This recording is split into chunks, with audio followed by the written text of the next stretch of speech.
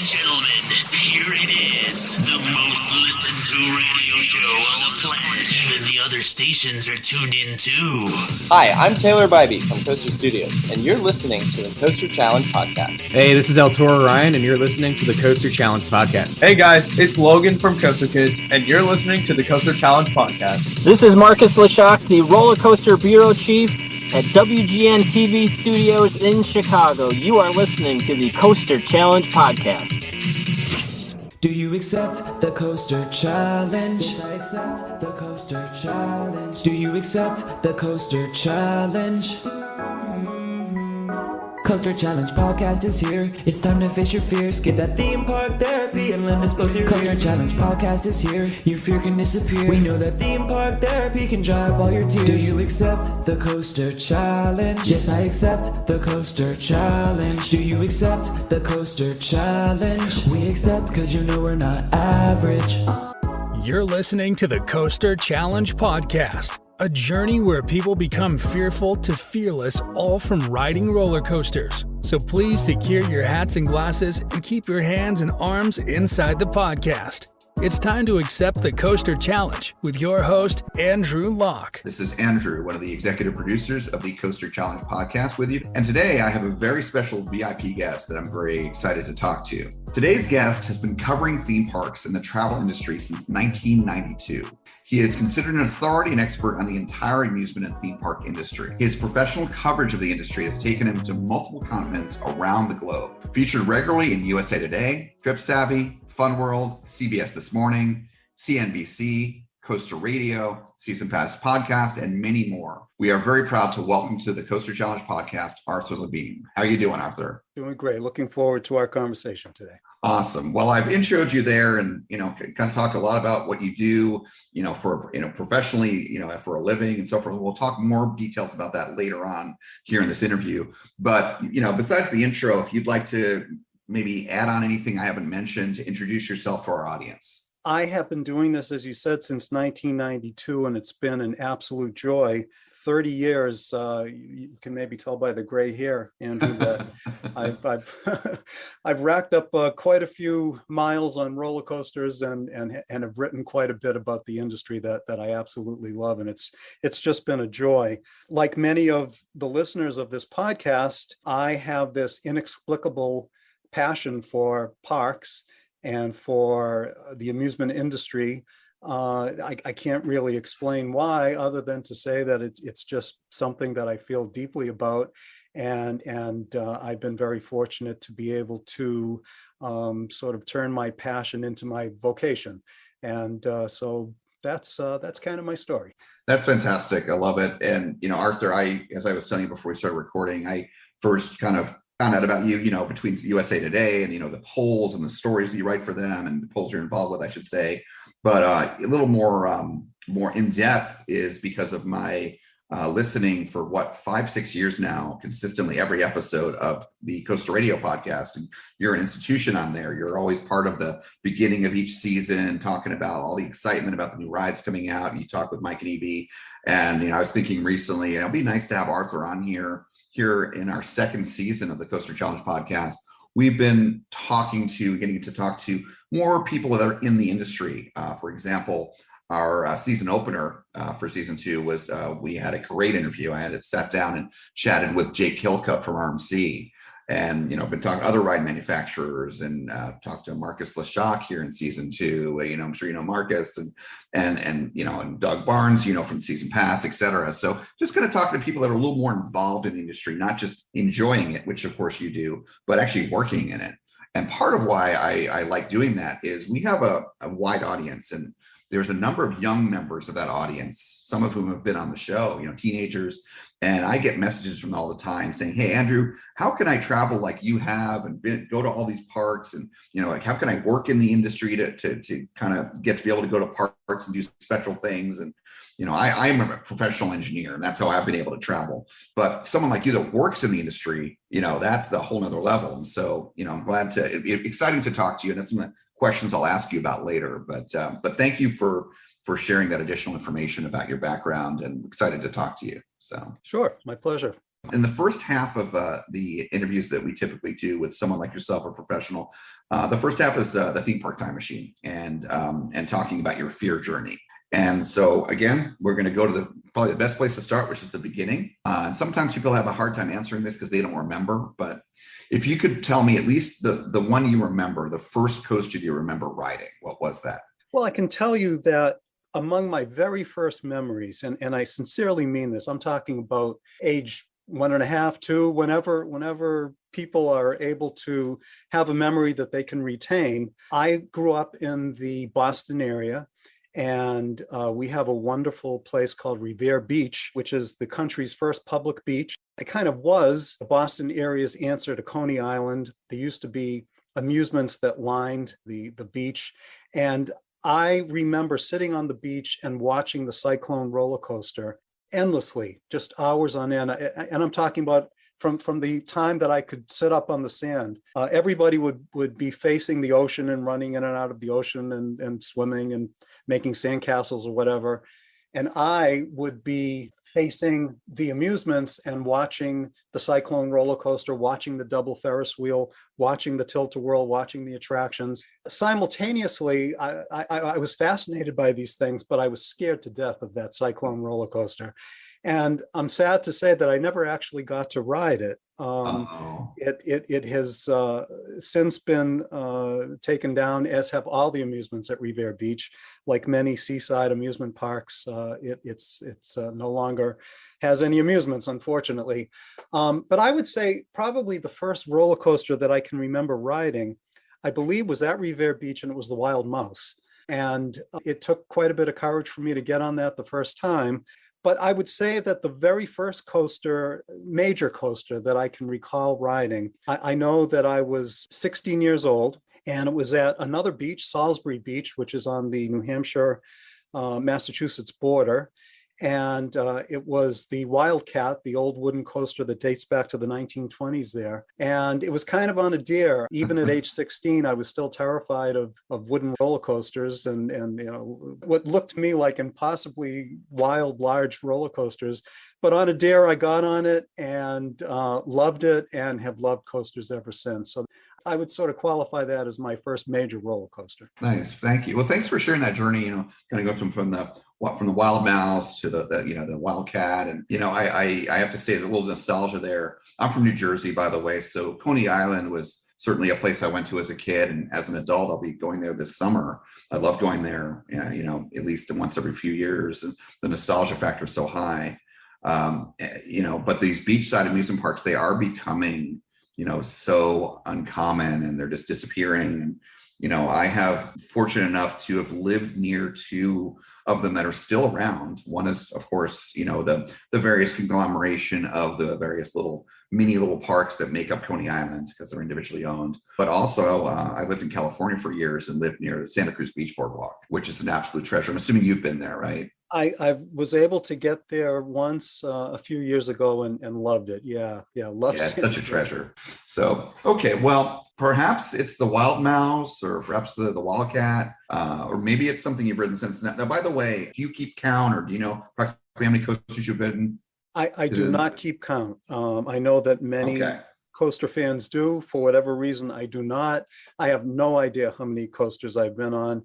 I would venture a guess and say it's somewhere around 300 perhaps, but I'm not really sure. Sure, that's definitely a lot. Okay, so again, it might have been the Wild Mouse or the Wildcat, or maybe something more recent.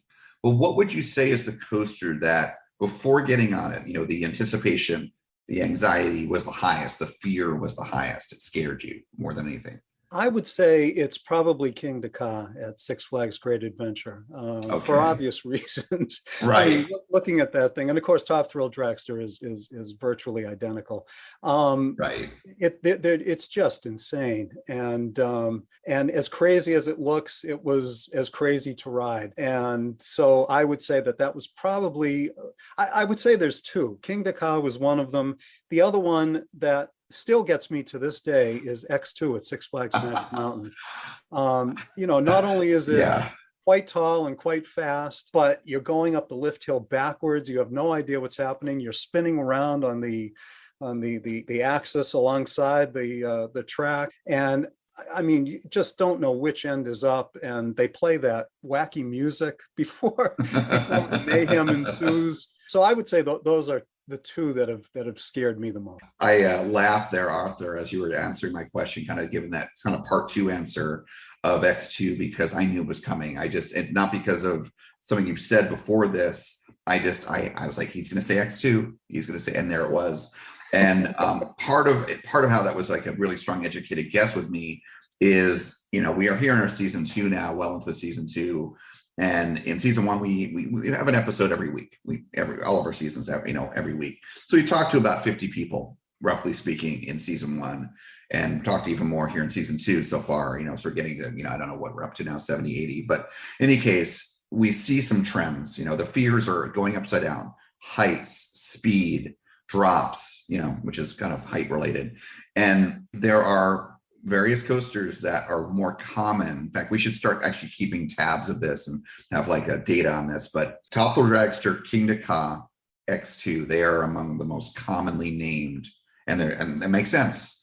Absolutely. So, and the way you describe it too, because I have conquered my fear. Fundamentally, I am able to battle anxiety and stress in my life better than I ever have, because I've gone through this fear journey. But I've gone through, one of the theories that I have from interviewing people in this podcast is that fear, while it's not a muscle, the brain is not a muscle, but fighting fear, facing fear, it's like training muscles. And the more you do it, the better you get at it.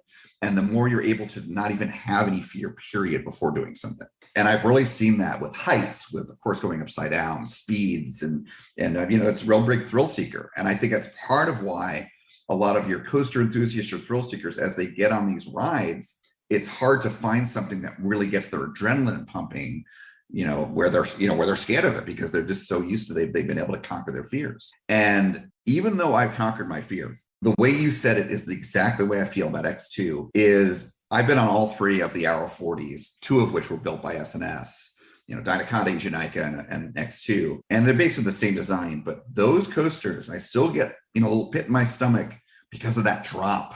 That drop is the best drop ever on a coaster, because you're flipped over facing straight down. There's nothing there, and you're plummeting. It's just so intense. Right. Yeah, so I appreciate you kind of sharing that perspective, because I can relate to it. But so the first one you mentioned though was Kingda Ka. So had you ridden Top Thrill Dragster before Kingda Ka? No. Okay, makes sense. Okay, so in terms of answering this next question, you can reflect on Kingda Ka and or X2. It really doesn't matter. But in terms of conquering these insane, still to this day, insane, Kingda Ka is the tallest in the world, among the fastest. X2 and all the Arrow 40 designs are among the most intense and one of the most insane first drops, etc. So how did conquering your fears and facing your fears and getting on those rides, and not, it's fight versus flight. You chose fight. You didn't flee. Flight is, of course, walking, not getting on the queue or walking through to the exit. Obviously didn't do that. So reflect on how getting on these coasters, how did that impact your life? Well, I'm not sure how other people have answered this, Andrew, but I'd like to approach it. You've actually alluded to some of the things that I wanted to talk about, sure. Which is, this fascinates me. It's a question that I often ask myself. What is it about coasters that I love? What is it about coasters that everybody loves, or those who have been able to conquer their fears and get on them? Why do they love coasters? And you've alluded to it, and I'd like to maybe just elaborate a bit on it. Sure. That we are, as human beings, we're hardwired to be hunter-gatherers. That's we have this fight-flight response that you just mentioned. Yeah. And that's for a very real purpose. We're supposed to be out there hunting and gathering our food so that we can survive. Now that our meat comes shrink wrapped in the grocery store, there's really no reason for us to do that. So I think that we seek our thrills elsewhere. And one of those places is roller coasters. And even though we know rationally that they're totally safe, we've got the safety restraints and, everything is fine, our body gets tricked into thinking that we're in great danger. And as you said, it invokes the fight or flight response, releasing adrenaline, releasing dopamine and other hormones.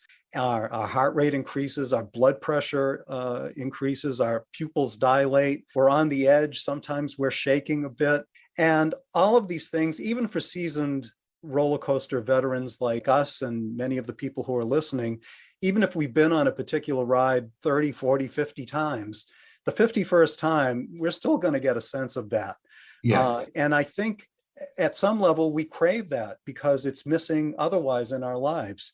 And so we get that hit of dopamine, we get that hit of adrenaline, and we feel like we survived. We were able to escape the saber-toothed tiger chasing us. And that sense of survival, that sense of mastery, of conquering is addictive. It just makes us feel like heroes. And I think that that's partly why we love roller coasters. It's why I love roller coasters, I believe. And as I said, I'm fascinated by this. There's other reasons I could get into, and you've mentioned some of those as well. I think we love roller coasters because they're social, because we're on there with a train load of other people and people in the station that are cheering us on. It's something we do together. And I think that's why we enjoy parks in general, because they're inherently social spaces. We're hardwired to be social animals as well. Absolutely. And also, I believe another reason is that it's virtually impossible to be anything other than in the moment on a roller coaster. No matter what's happening in your life, what stresses there may be, no matter what's happening in the world, whether it's a pandemic or a war that's raging in Ukraine, when you're on a roller coaster, you're on a roller coaster and there's nothing else. You're just totally in the moment. And I think that helps center us and helps us just be more in tune with ourselves. And so that's one of the other reasons why I think we love roller coasters. And finally, I'd like to say that in a world that is so divided, where we inevitably seem to want to fall into camps where there are red states and blue states, theme parks are a hopeful place where people of all stripes can join together, where they can get on a roller coaster and together experience a sense of joy without having to point fingers at one another and accuse people of being one or the other or not believing what I believe. So that's one of the things that I really love about parks and about coasters as well. So for those reasons, that's why I love roller coasters, why I think other people love roller coasters, and that's the impact that they have had on my life. That's fantastic, Arthur. You started off with answering that question. You said you're not sure how others have answered it. There are only so many themes that typically factor into how coasters and theme parks have positively impacted our lives. But in terms of your answer, you were so detailed there, and you've really put a lot of thought into this. And I really appreciate that. I think more so than a lot of previous guests. Nothing against them. I can tell you put a lot of thought, and that's fantastic. And I would like to unpack some of the things you mentioned there. To start with, just the last thing you mentioned about sort of alluding to politics and people having different beliefs. They're, right versus left, red versus blue. I agree with you. I mean, I have, with the social aspect too, you mentioned kind of coupling that in. I've got so many friends that I've made because of being a coaster enthusiast, or as we affectionately have been calling it, being a thuzy. And some of those friends are on the right, some on the left, some in the middle, different races and different ages and different, it's different everything. And it's fantastic because, we respect each other because we have this wonderful thing that we share in common, that we enjoy together, going to coaster events, or just being at parks together. You might have seen me smiling a little bit when you said that about the red versus the blue, because it was not, I don't think it was planned this way when David created our logo, and it's gone through a few designs over the years, but the current one for the podcast is red and blue. Mm-hmm. And it sort of covers the left and the right, politically speaking. And that's kind of, it's purposely that we don't get into politics on this podcast, but we also, at the same time, we welcome everyone from any point of view, left versus right, and, in age and race and we're a country. We've had an international guest.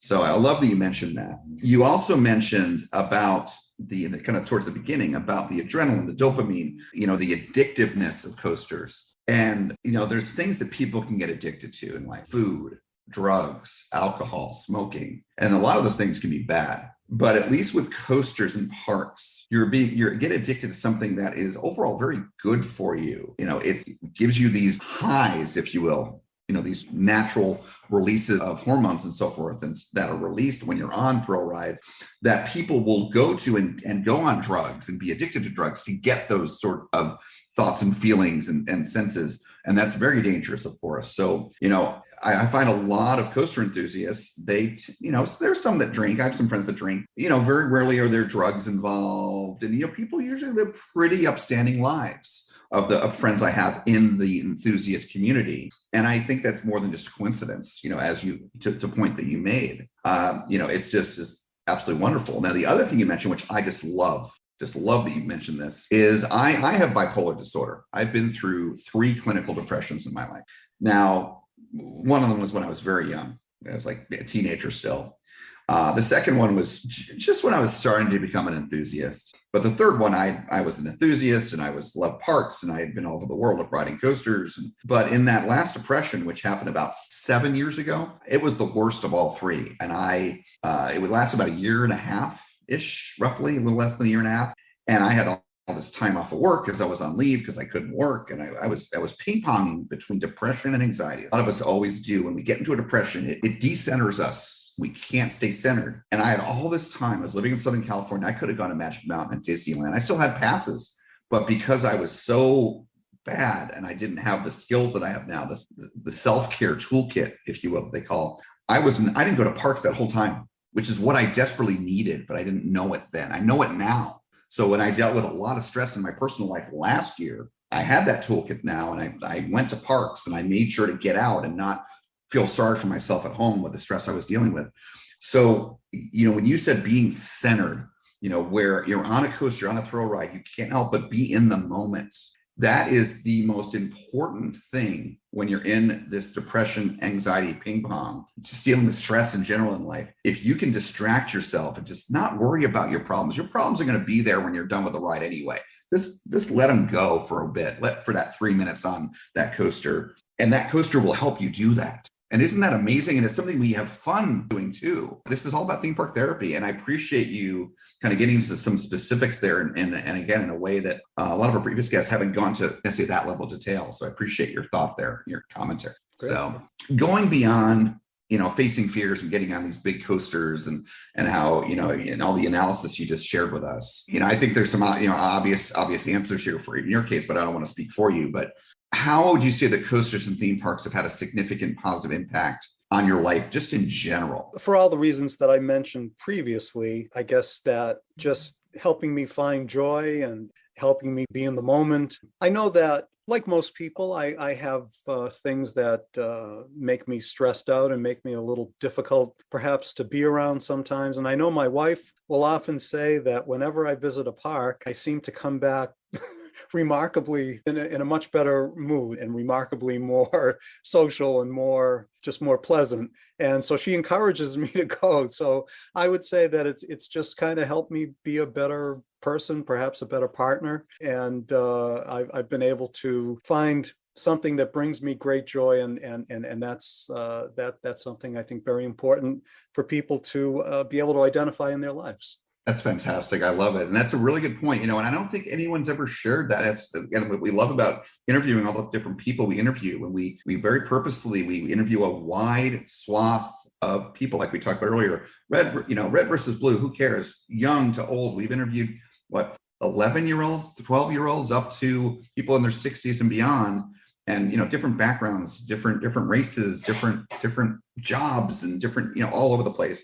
And everyone has different advice, but I love that. And I personally can relate to that because I also produce another podcast, which is the Ace Ride With Us podcast, the official podcast for Ace, which of course Ace. And I am in charge of and very proud of a segment that I created for that show. It's a recurring segment where I interview, different groups of people, but it's always more than one, different times. So I interview this family or this couple or these brothers. And I call it's called Coasters Run in the Family.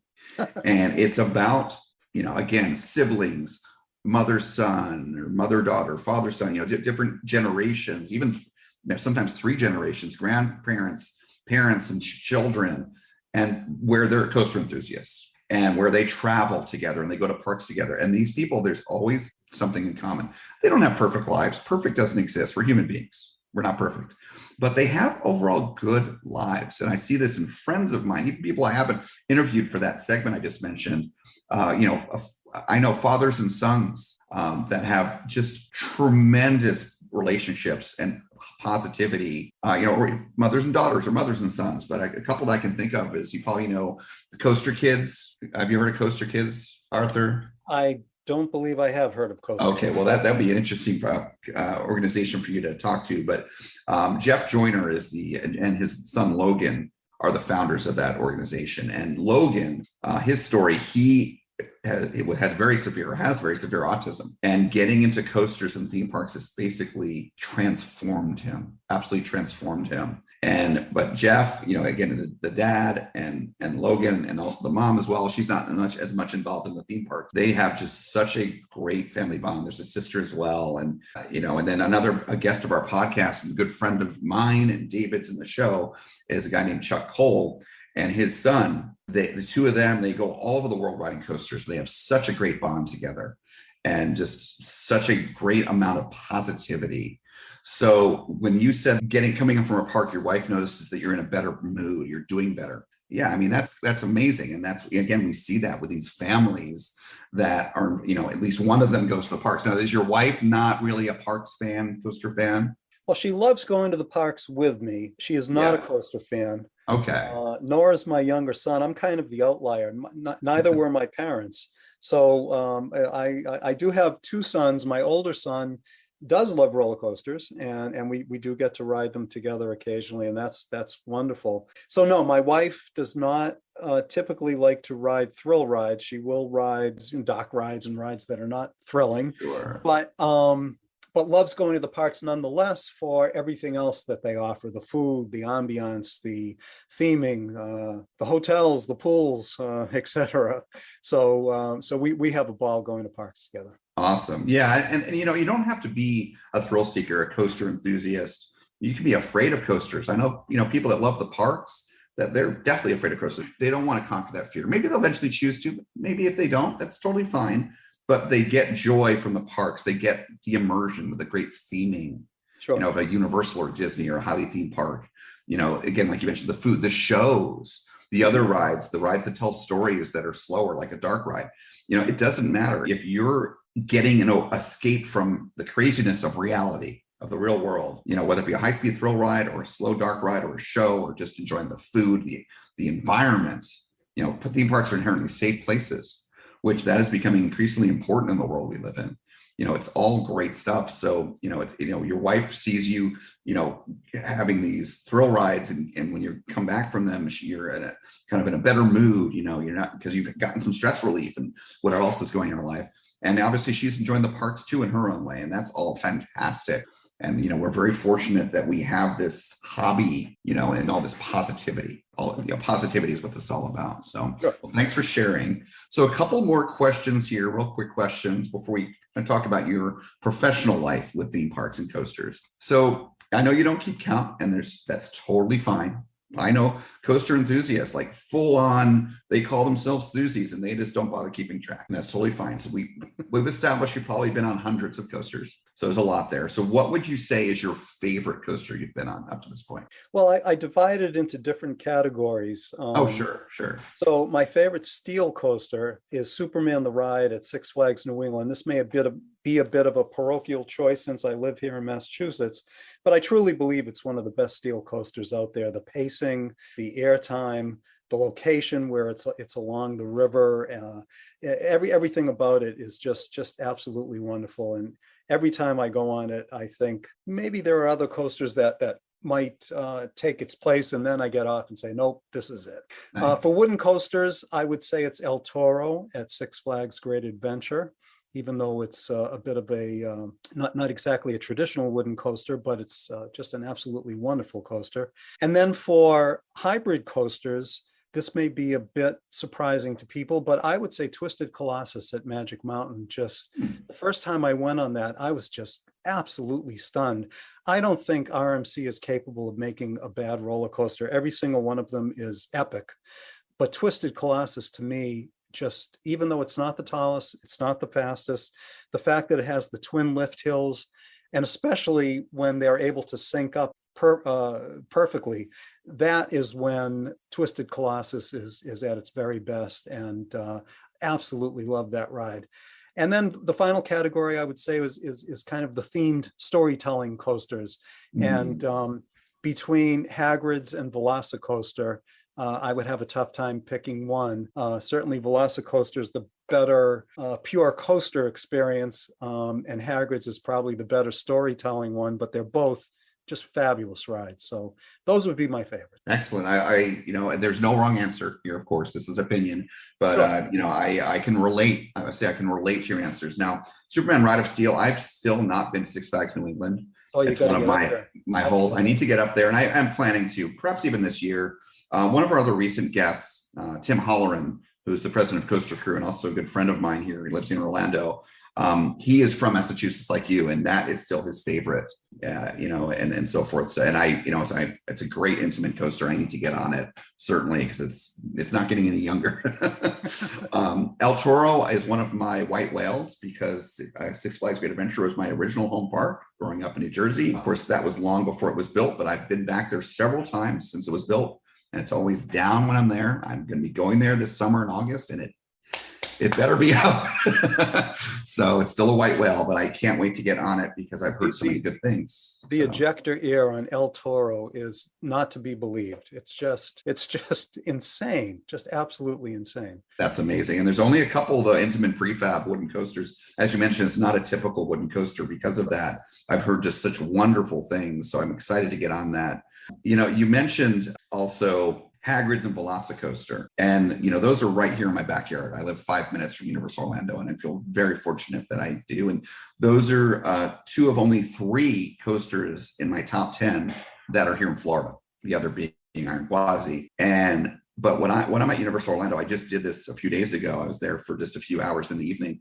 It's just Velocicoaster, Hagrid's, just back and forth. Velocicoaster is my number one. It's just an incredible experience. The theming, as you mentioned, the storytelling, but it's the whole package. It's such a fun coaster. I love the launches and the layout, and the airtime is insane. The Mosasaurus roll is the most incredible inversion that I've been on.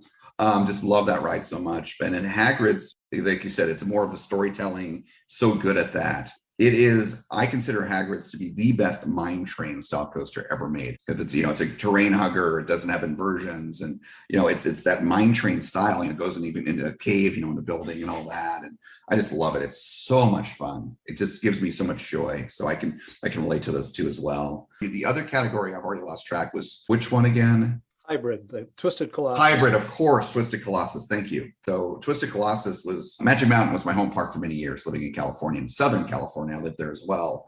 And Twisted Colossus for many years was my favorite RMC. And it took really Iron Gwazi fundamentally. Like I said, there's no bad RMC. They're all great. But Iron Gwazi is just so insane. But I get it. When Twisted Colossus is dueling, which is somewhat rare because of the timing of things, because it's Mobius, and there's only one station and one boarding track. Right. When it does duel, though, it's magical. It really is. Absolutely. I can relate to that. So those are great answers. So okay, so one more question, kind of on the other end of the spectrum. What would you say is your least favorite coaster that you've ridden? I would say that there have been a couple of wooden coasters that were way, way past their prime that just shook me to the core, and not in a good way. One of them is no longer here. Hurricane at Myrtle Beach Pavilion in South Carolina was just a miserable experience. And the other one is still here. I believe it's been retracked. It's probably not as bad as when I rode it, but it's Predator at Six Flags Darien Lake in New York. Just was not a good experience. And if RMC had been around in the days of Hurricane, that would have been a perfect candidate to get the RMC treatment. And Predator, I need to get back there and maybe give it another chance, but it was pretty dang miserable the time that I wrote it. Yeah, that's a good point. And, a lot of people, when they answer this question, it's usually wooden coasters, not always. And it makes sense because there's a fine line because wooden coasters, they're never going to be smooth. They're not supposed to be. They're supposed to be chaotic and just like a runaway train. But then if there's a difference between chaotic and painful, though. Yes, exactly. Chaotic, which can be fun. Right. Versus painful, which is, painful. And when they get potholy and they just are not smooth, and, so I can relate. I can definitely relate. So thank you. Those are good answers. Appreciate that. Okay. So let's switch gears for the last part of the interview here. A few more questions. What would you say have been your favorite places and parks that you've traveled to in an official capacity covering the industry? There are so many, and people often ask me, because of what I do, what is my favorite theme park? And I have a really hard time answering that because I love them all. I love Disneyland. If you had to put a gun to my head and say, look, you can only pick one, I would probably say Disneyland because it's the park that Walt Disney personally walked and created and set the template for what we now call theme parks. And there's just something really magical about the place. But I also love Coney Island for all its gritty charm and everything in between. I mean, I love Dollywood. I love Silver Dollar City. I love Shanghai Disneyland. I had the great opportunity to go there for its opening. I was able to follow the construction and the opening and the evolution of Islands of Adventure. That was a real thrill to be able to cover that as a journalist. So there were just so many. I could keep listing them, but really I love them all. Those would be some of my favorites, with probably Disneyland at the very top. That's great answers. I can relate. I've been to almost all those parks, including Shanghai Disney. I'm a little surprised, by the way, not judging, that when you had your storytelling category, Hagrid's and Velocicoaster, that Tron wasn't mentioned in there because Tron's amazing. I'm assuming Tron is ranks pretty high for you, right? Tron ranks very high, yeah. But honestly, I believe that Hagrid's, in my estimation, just in terms of storytelling and in terms of the themed elements, I think that Hagrid's does a better job. There are some wonderful things about Tron, and the folks who are going to get to experience it soon in Florida will discover that it's really quite wonderful. But in terms of animatronics and different effects, I think Hagrid's has the edge. Yeah, it's I went to China in March of 2019, and then 3 months later, there's their opening weekend riding Hagrid's. And so I was able to do a recent compare. Mm-hmm. And I do rank Hagrid's higher as well for the reasons you mentioned. Very much I can relate to that. But at the same time, Tron is an incredible coaster. I consider it to be the best Disney coaster. Yeah, I think I'd agree with you on that. Yeah. And you and I have some similar tastes, I can tell here. And I've been telling this, I've said this in this podcast. Here I am in Orlando. I've got a lot of friends that live locally. I've got a lot of friends that have passes here, that come here a lot, even though they live here. And all those people, and all the people that come to visit, you don't know how lucky you are that Disney decided to build another Tron here in the United States, because it's so much easier, especially in this day and age with COVID and everything else. Traveling it can be a hassle. To be able to, if you live here in the U.S., to be able to, come and ride that incredible coaster. And I'm excited to get back on it myself again. Hopefully, I guess next year probably will open. But no, as far as the parks you mentioned, I've been to almost all of those, and those make a lot of sense to me. You mentioned a lot of highly themed parks, or the nostalgia of Coney Island, and I totally get it. And I love Walt Disney World. They're 15 minutes away, the 4 parks here, plus the water parks. But having been an annual pass holder there, but also at Disneyland for years, there is something unique and special and magical about Disneyland that isn't quite captured at Disney World. So I get what you were saying there. So thank you. So this may be a little bit easier question to answer, perhaps, for you. Where have you not yet been to, in terms of, say, where there are parks that you have not been yet to, that are like top your list, your bucket list parks, as we call them? I've been to almost all of the parks in the United States. There are a few that I've yet to visit that I hope to get to. One of them is Lagoon in Utah. There's a funky little park called Lakeside in Colorado that just looks like it has just incredible charm, incredible vintage charm. And then there's this really odd park, Enchanted Forest in Oregon, that is kind of a homemade park that was sort of the vision of gentlemen out there that looks unlike any park I've ever seen. So that's a place I really want to get to. But most of the parks that are on my bucket list are in Europe. Sure. I would love to get to visit Tivoli Gardens in Copenhagen, and also nearby is Bakken, the oldest existing theme park in the world, built in 1583. We talk about Disneyland being magical and having such a sense of history and nostalgia. I can't imagine what Bakken must be like to walk the midway there. Europa Park in Germany, Efteling, Tokyo Disney Sea. These are the places that I hope to get to someday. So I have quite a few that I'm hoping to tick off. Yeah, no, that's fantastic. I've been to a few of those, but many, I'm not surprised, I've not been to yet, but are up there on my list. Yeah, Europa Park is top up there with Phantasialand for parks I've not been to. You will love Efteling. I've been there twice, having to sit down here with you today, getting a sense of your taste. Efteling is just a beautiful park, and it's just so charming. And Disney Sea as well. Again, that's the theming. It's just an incredible park, just gorgeous. You'll just be gawking walking around there. I was very lucky to have gone there. You mentioned Enchanted Forest, which I've not been to. A good friend of mine, actually I was supposed to be hanging out with him and his wife this evening.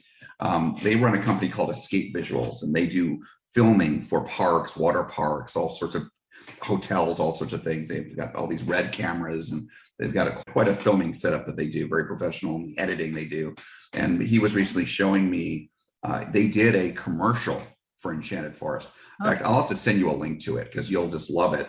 The charm of that park is just incredible. And I've never been there. I used to live in Washington, so I should have gone there. But yeah, but anyway, some great parks there, some of which I am looking forward to getting to as well. Ones in Europe, you mentioned, for example, Lagoon as well, I've not been to. But yeah, so I mean, that's the exciting thing about this hobby is there's always more parks to go to. And even if you've been to every single park, there's new attractions that open up.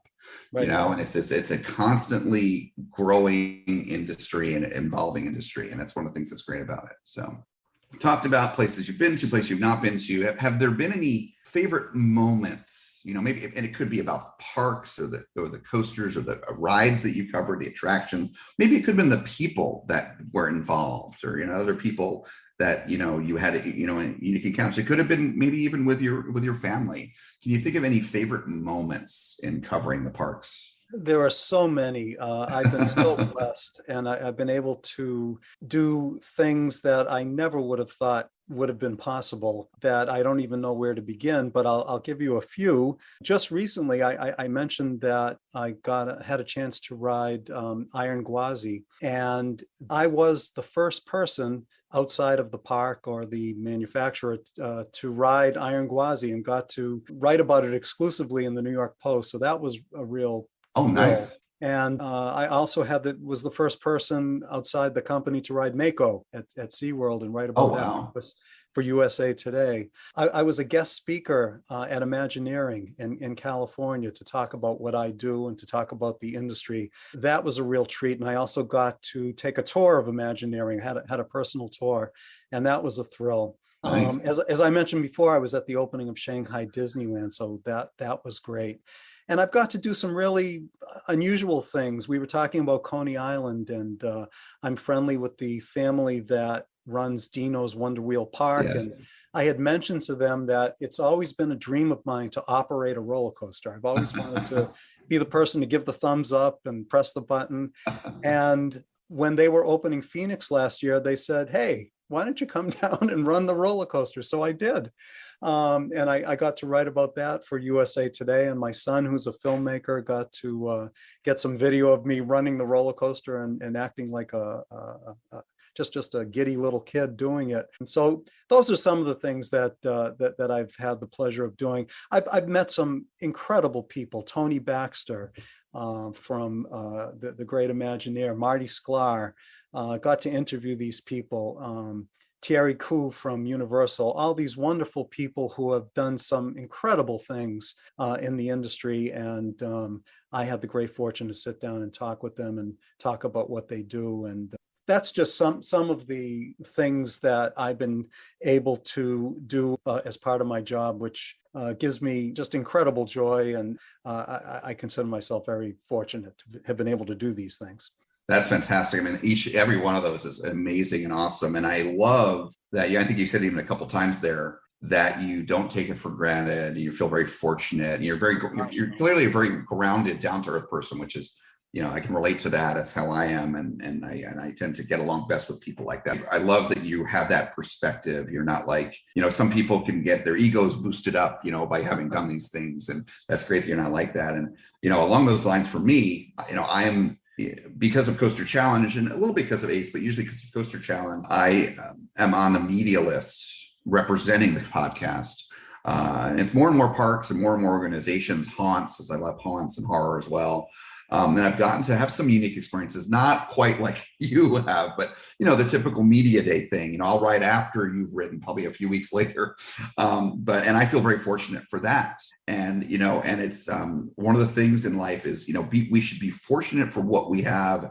And like I'm here right now, I'm not jealous of you. I feel it's awesome that you've been able to experience this. And I'm just thankful for what I've been able to experience. And, and too many people in life, the jealousy and the one-upmanship. And it's just so, if anything, I'm inspired by you that, as we grow this podcast and we grow our movement, that maybe we'll get, I would love to interview Imagineers. We, as David mentioned before we started recording here on the today with you, that we in our first season got to interview a couple of very high level retired Disney executives, Brad Rex and Lee Cockerell, and such great conversations. And again, we're just in our second season here. We're just getting started. I feel like that needs to be our motto now.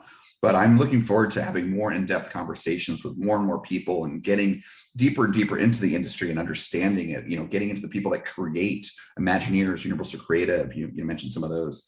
But I think that's awesome. And I love that you've had those experiences and that you are thankful for them and still are grounded by it, that are still grounded. That's awesome.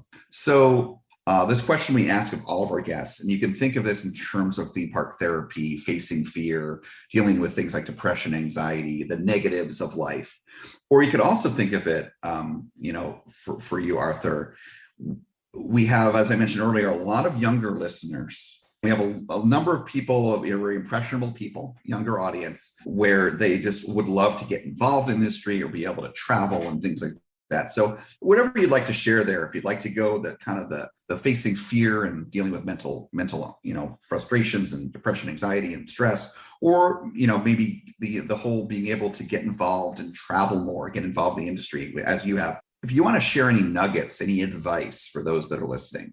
Well, I guess I'd say that people who have discovered your podcast, who have migrated to Coaster Challenge, obviously they enjoy theme parks, enjoy the parks industry, and that's great. They probably have a similar passion that I have. So you've already kind of found something that gives you great joy, in which you're passionate. And so I would say just kind of run with it. I mentioned earlier that my wife tells me often when I return from trips to parks that I just seem to be more grounded, in a better place, happier. Listeners find that parks give them so much joy that it helps them be better people and be better partners and be better friends and be better relatives. Then indulge that.